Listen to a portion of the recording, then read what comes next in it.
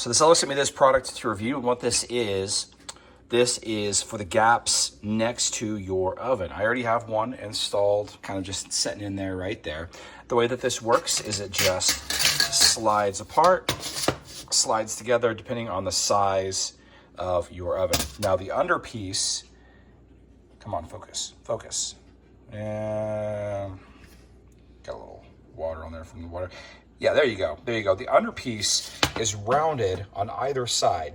So depending on how you want it to line up, you know, be it facing this direction, or if you want to flip this around and have the overhang on the grill itself, you're supposed to have it off the grill because you don't want this to, you know, warm up. You just kind of, you know, put it in place and then you stretch it out. And then it blocks food.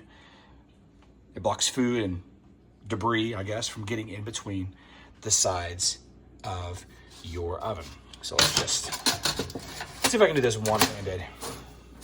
Kind of slide this out. Ooh, probably need to clean my oven a little bit before I did this video. But that's okay.